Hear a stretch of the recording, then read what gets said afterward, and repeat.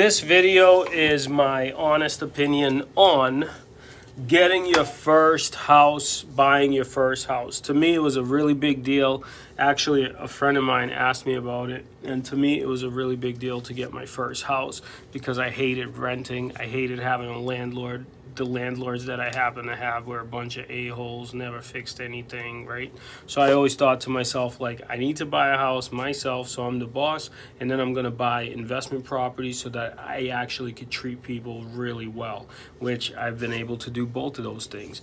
I think when you're trying to buy your first house, what you need to do, number one thing you need to do is lock down your finances, meaning you gotta get your money right? So finances is number one. That means if you are a spender and you're spending too much money, you literally have to shut that down for a good 3 to 5 years. That's what I had to do.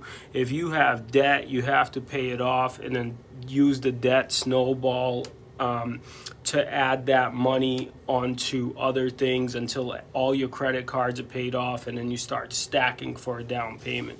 You really are going to need a down payment to buy a house. You know, for the most part, that's the best way to do it because you're going to pay down some of that value, some of that equity so you have equity right away in the property. So that's what I would do, number one.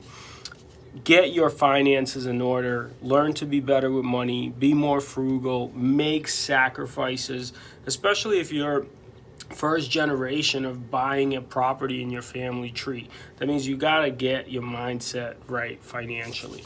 Number two is, once you do that, you got a little money put away, I would talk to a good realtor. I would talk to a good lender. If you need somebody to talk to, give me a call. I can obviously introduce you to some great people. In my case, my realtor happened to be my brother. And I think that, was I a hard client to deal with on my first house? Yeah, he was like, I would say harder than average. Oh, yeah. So even me knowing the business, it gets really stressful buying a house. It's like a big purchase.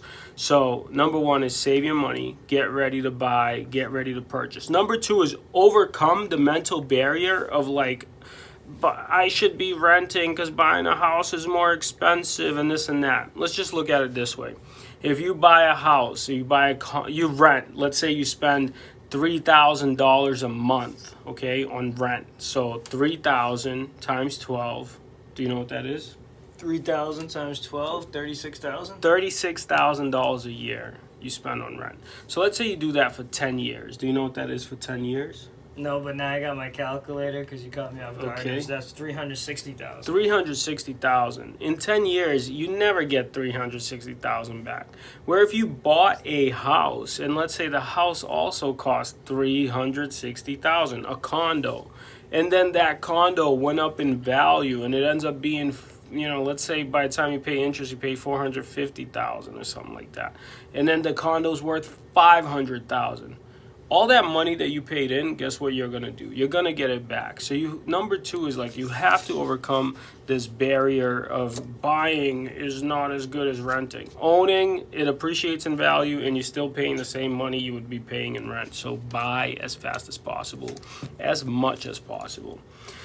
Then you talk to a realtor, talk to a lender, figure out your financing, make sure, you know, that you get a consistent income, same type of job, or more income. Don't buy any big ticket items, cars.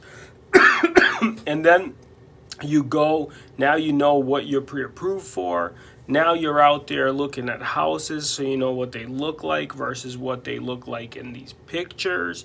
Because sometimes marketing, they look a little bit better online than they do in person. So you got to go to enough houses until you feel comfortable. Then you go through the process of submitting an offer. I'll do a video on that later.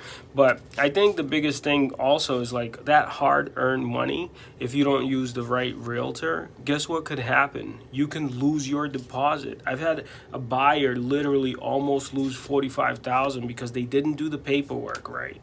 So it seems like everybody in the real estate business is friendly, but you got to work with professionals that really know what they're doing to protect you, your money, make sure you get a good house, make sure nobody can come after you for back taxes or title fraud or anything like that. So Buying a house, I firmly believe in. As somebody who immigrated to America, and as a little kid, nobody in my family owned real estate. Now everybody in my family owns real estate, and it's paid off well for a lot of people.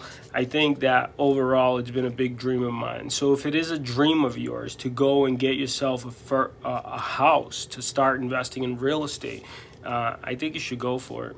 I think you gotta go for it, and I think you just have to realize, like, it took me almost 8 years to save for my first house. It was slow. Like, it was fucking slow, painfully slow to save that money. I had to change the way I thought. I had to change the way I acted.